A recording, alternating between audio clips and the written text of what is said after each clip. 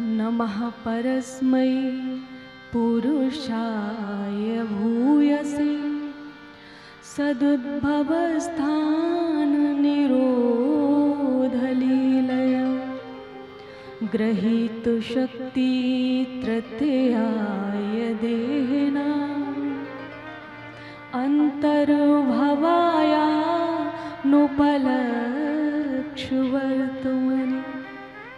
तपस्विनो दानपरा यशस्विनो मनस्विनो मन्त्रविदा सुमङ्गला क्षेमं न विन्दन्ति विनाय दर्पणं तस्मै सुभद्र श्रवसे नमो नमः।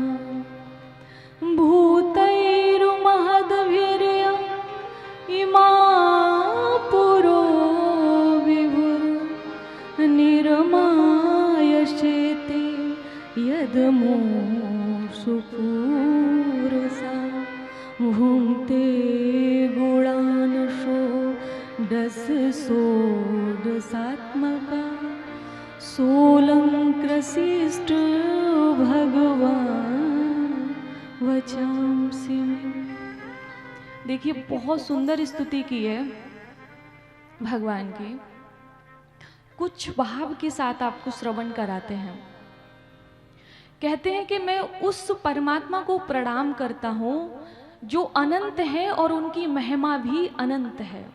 अनंत किसे कहते हैं? सभी का ध्यान व्यासपीठ की ओर। एक मैया कह रही नहीं पता। अनंत उसे कहते हैं जिसका कभी अंत ना हो। वो कौन है? अनंत। हम में से कोई भी अनंत नहीं है, अनंत भगवान है। तो वो कहते हैं कि जिनकी महिमा भी अनंत है और जो स्वयं भी अनंत है, मैं उस परमात्मा को प्रणाम करता हूँ। कहते हैं जिनकी सबसे पहले आया यत् कीर्तनम, जिनकी कथा सुनने से, जिनका स्मरण करने से, जिनको वंदन करने से, जिनको प्रणाम करने से, जिनको याद करने से मनुष्य के समस्त कल्मश, समस्त पाप नष्ट हो जाते हैं, मैं उस परमात्मा को प्रणाम करता हूँ। और एक विशेष बात आप लोगों के लिए, तपस्विनो दान परा यशस्विनो। इस संसार में सभी लोग दान करते हैं, कम ज्यादा वो एक अलग विषय है। सभी दान करते हैं कि नहीं करते हैं? सभी लोग तप नहीं करते तो जप तो करते हैं।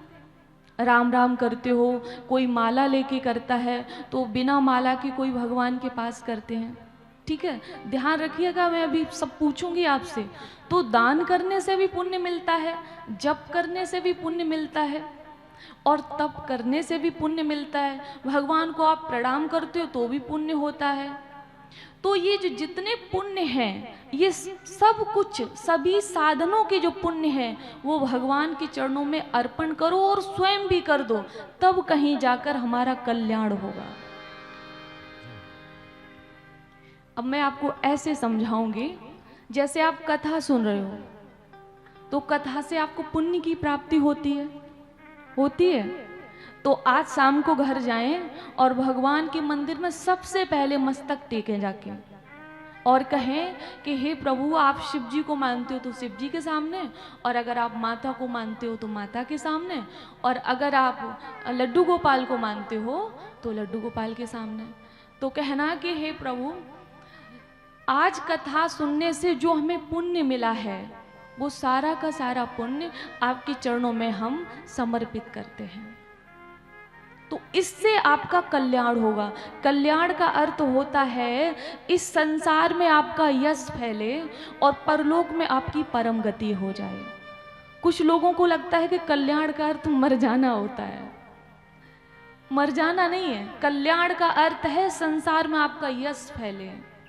मान लो आप अपने बच्चों को पढ़ा रहे हैं, तो कल वो किसी ऐसे पद पे पहुंच जाएं तो आपकी प्रशंसा हो, आपका यश फैले, लोग कहें कि हाँ कोई शिक्षा दिए, कोई संस्कार दिए कि आपका बेटा, आपकी संतान इस काबिल है, तो उसे यश कहते हैं। और इस संसार से जाने के बाद जब भगवत धाम में स्थान मिल जाए तो उसे क्या कहते हैं? परम गति। और इन दोनों को मिला के क्या कहते हैं? कल्याण। बात समझ में आ रही है? किसी बात का अभिमान नहीं करना चाहिए, और अगर कुछ हमारे पास है तो भगवान को धन्यवाद करना चाहिए। क्यों? सांस रुक जाएगी, शरीर जल जाएगा। सांस रुक जाएगी, शरीर जल जाएगा। आज हमारा तो कल किसी और का पता मिट जाएगा। क्यों गुरूर करते हो दौलत, शोहरत और अपने आप पर? क्यों गुरूर करते हो दौलत, शोहरत और अपने आप पर? ये तो इस धरा पर धरा का धरा रह जाएगा। कुछ भी साथ नहीं जाता है। कल भी कहा था, आपका सत्कर्म आपके साथ जाएगा, आपका पुण्य आपके साथ जाएगा, और कुछ भी साथ नहीं जाएगा। बोलिए बांके बिहारी लाल की। अभिमान करने से रावण मिट्टी में मिला था, अभिमान करने से कंस मिट्टी में मिला था, अभिमान करने से दुर्योधन मिट्टी में मिला था। तो अभिमान नहीं करना चाहिए। जो कुछ है भगवान को धन्यवाद करिए।